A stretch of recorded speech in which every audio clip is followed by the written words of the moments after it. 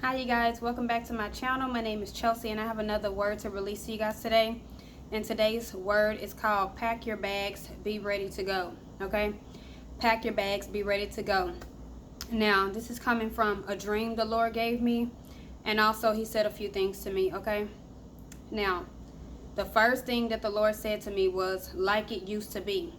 God is saying he is about to bring you to a place like it used to be, not in a bad sense, but in a good way. Okay, in the past you may have had a certain routine you may have been able to follow, certain things you were able to do, but because you are in a transition or you are waiting for that thing God promised you, your schedule is not what it used to be. You're not able to do certain things that you used to do, that you had the freedom to do. But God is saying it is about to be like it used to be, okay? As far as you having that freedom to do the things that you used to be able to do, okay? And then God said, get your bag, okay? Get your bag. Now, we'll go into that as I get into this dream, okay? So, in this dream, I was at my mom's house and it started off normal. And then I said something that triggered her. Family was in the living room area and it was somebody over that was not a part of the family witnessing this as well. One of my brother's girlfriends. Next thing you know, she came in the living area and was saying to me that it was her mom that allowed me to stay.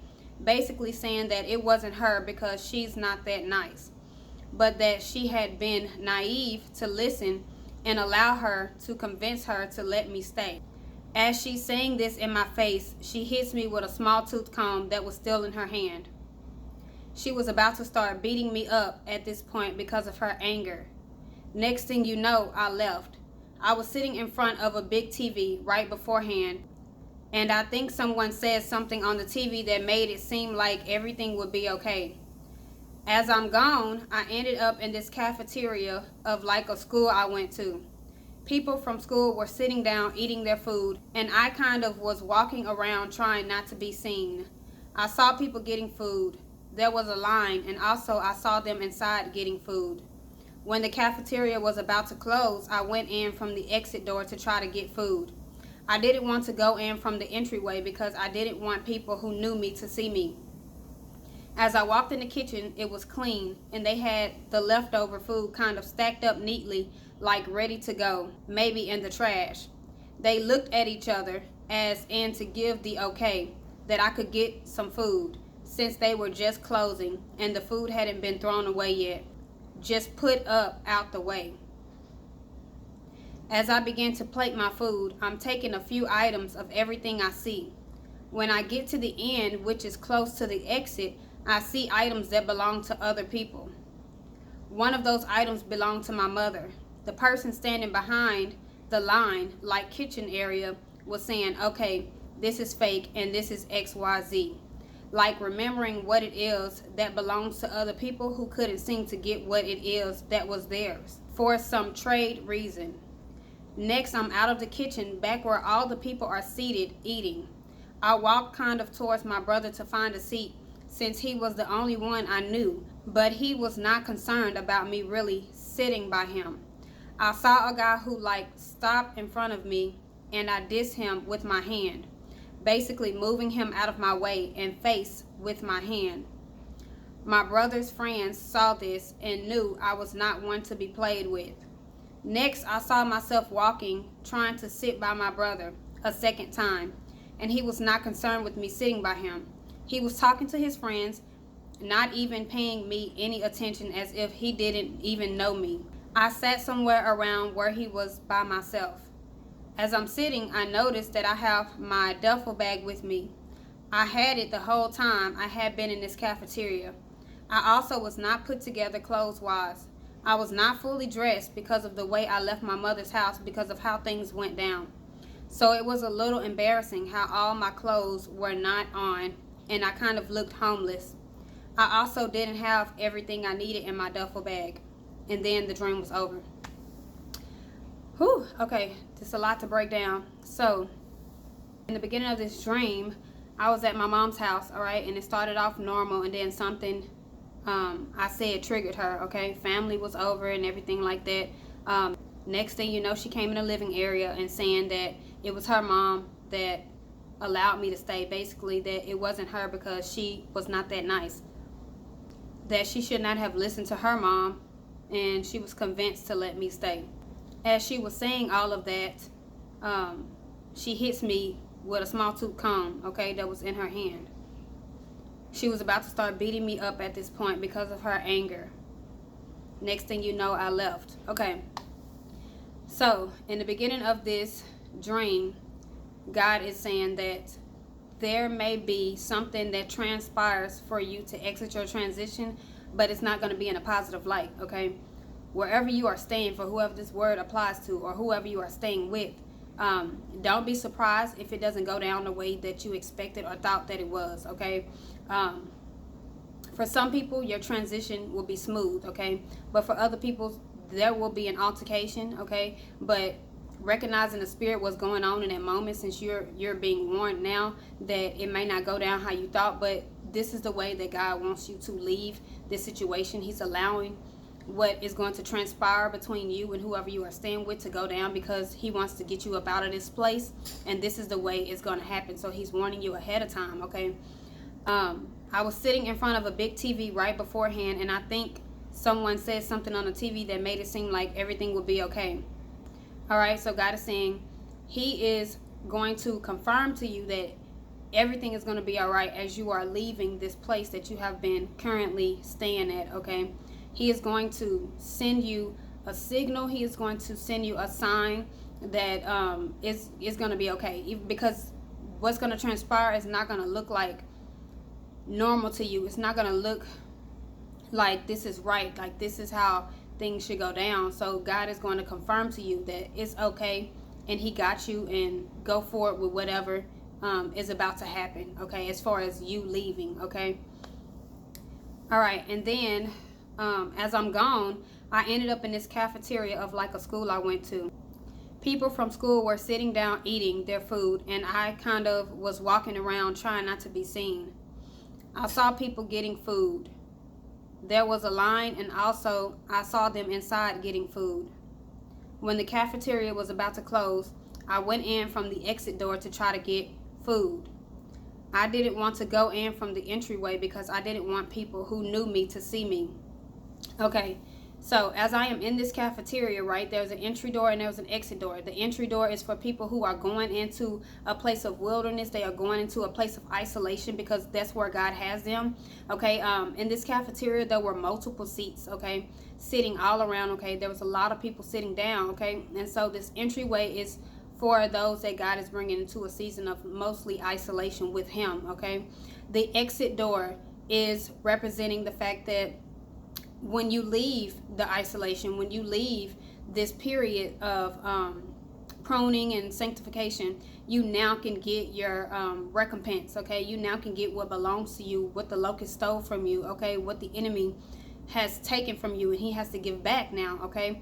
So the exit door, the reason why I didn't go through the front door is because I've already been in that door through past seasons, okay? And that's another dream I've had that God has not had me release before, but that's how I know about the entryway, because I had already been through that season. So the exit door, I didn't go through the front, I went through the exit door to get what belongs to me, to get my recompense, okay?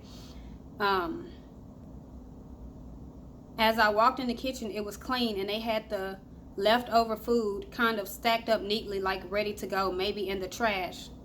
All right, so this food that was stacked up neatly, these are the things that belong to you, okay? These are the blessings that were waiting for you after you got out of these seasons of wilderness and isolation, okay? You're now going back for your recompense. These things that belong to you is now yours, okay? And they are already waiting, just sitting there for you to go get, okay? They looked at each other as in to give the okay that I could get some food, since they were closing and the food hadn't been thrown away yet, just put up out the way. As I begin to plate my food, I'm taking a few items of everything I see, okay? So these people that work in the kitchen behind, okay, these are the people that are in charge of your blessings, okay? They are in charge of dispersing what belongs to people, okay? It's almost like a heavenly thing when you look at it spiritually, like how Satan can hold people's blessings until they become who they are supposed to be, and then those things can be released, as the Bible talks about him having to repay you. Okay, so it's almost like, I want to say, demonic forces that are having control of your blessings until they can no longer be in control. They have to release it, okay, because it's an appointed time for you to receive them. All right, so as I was plating my food, I was getting a little bit of everything. Okay, so there's a lot for you to get, okay, in the exit. Okay, and that's why you didn't go through the front, you just went through the exit. Okay, so once I left home, the transition place, I went straight to get my recompense, which was this cafeteria, straight to the exit door. Okay, so God is saying, when you leave, when he sends you out of this place that you are currently staying, he is sending you to go get your recompense first. Okay, when I got to the end, which is close to the exit, I see items that belong to other people. One of those items belonged to my mother. The person standing behind the line, like kitchen area, was saying, okay, this is fake and this is XYZ. Okay, so as I was getting towards the end of the line, right, I went through the exit door, but I had to go to the beginning of the line to get everything that belongs to me. I just didn't have to go through the entryway. But I get to the end of the line and of the cafeteria inside the doors, and I get to the end and I see other things that belong to other people. Okay, these spirits, these demonic forces have control of keeping what belongs to other people until they step into who they're supposed to be, until they do what is required of them by God. Okay, there are blessings stored up for people that they cannot have yet because they have not went through the things that God wants them to grow in, wants them to be purified in, getting the wisdom, knowledge, and understanding.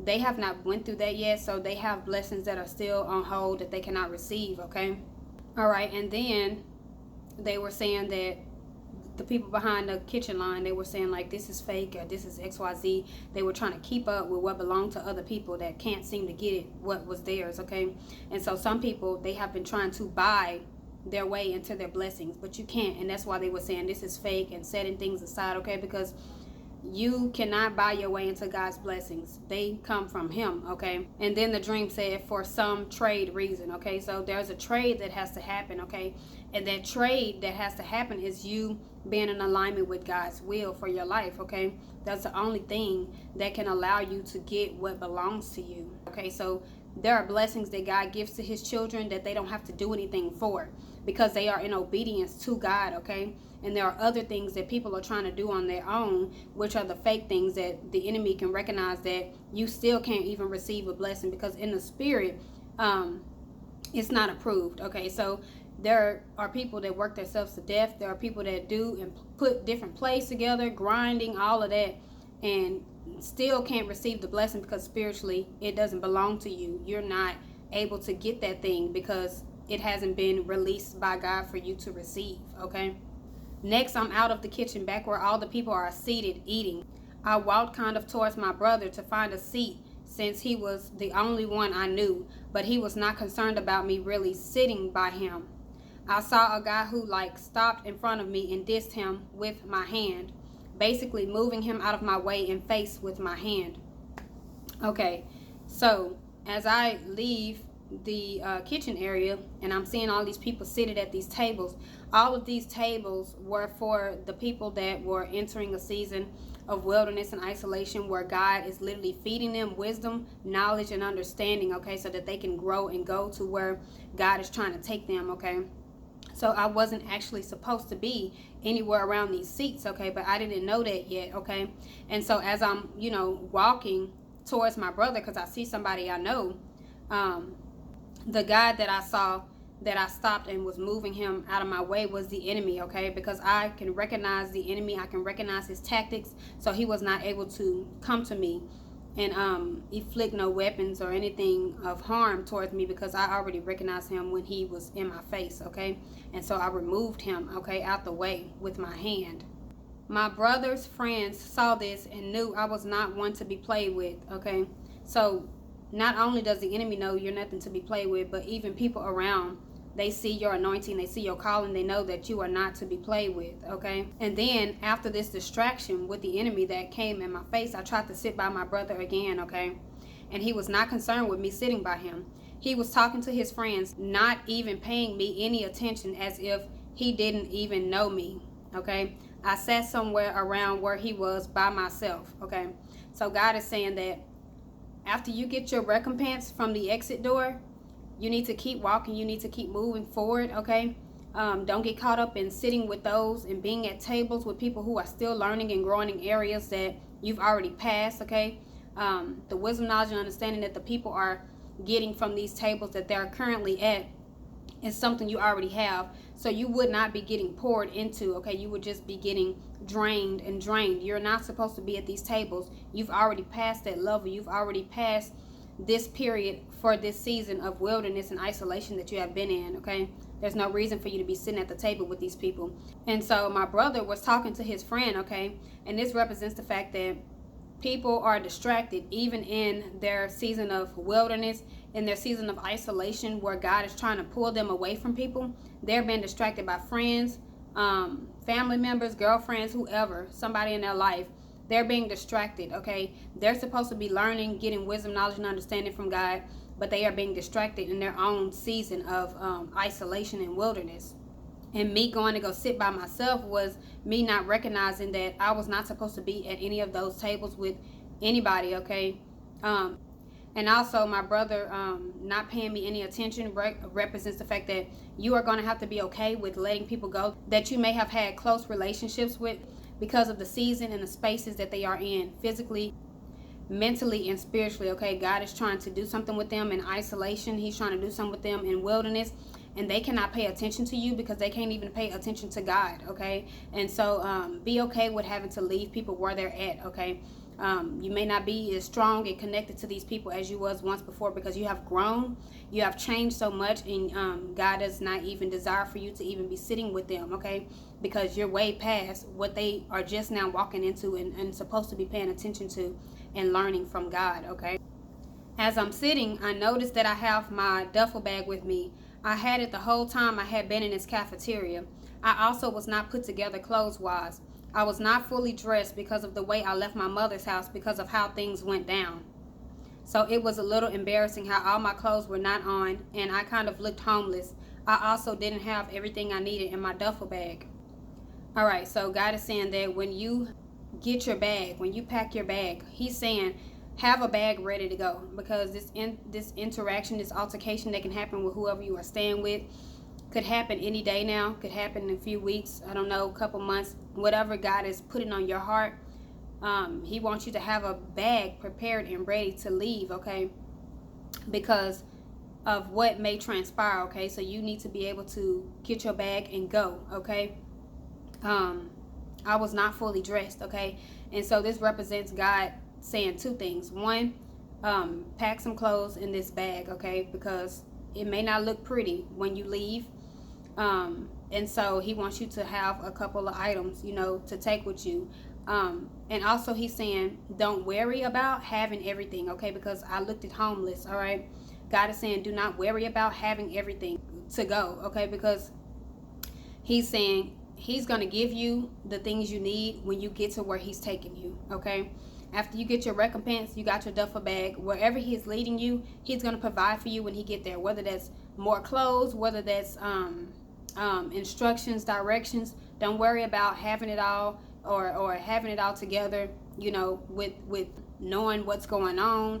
Don't worry about it. When you get to the destination, God is going to give you everything that you need, okay? So yes, guys, that was a lot to explain in this dream, but yes, God wants you to have a bag packed because you are about to leave your transition where you are currently staying. He's about to take you to get your recompense, or you are about to receive your recompense.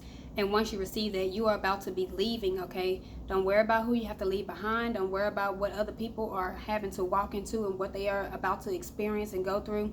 Keep walking forward. Don't look back. Stay focused on where God is taking you, okay? He will provide for you everything you need when you get there. If you don't have everything now, that is okay, okay? But keep trusting in the Lord, even if when you leave, things still don't look like quite what you thought or expected. Still walk with him, okay? Because he's going to give you the instructions. He's going to give you the understanding. Whatever it is that you may feel like you're missing, he's going to give it to you when you get there, okay? And so yes, you guys, that is all that the Lord has to say in this word. Pack your bag and be ready to go, okay? And any day now, or any day that the Lord is putting on your heart, or any time frame he is putting on your heart, will be for you to be exiting, okay? Take it back to the Lord and ask him, but just make sure you have that bag ready, because at any point of time that God is ready to pull you up out of this place, you need to be ready to go, okay? And so that is all that I have for you guys in this word today. Take this word back to the Lord, and I will see y'all in the next video. Bye.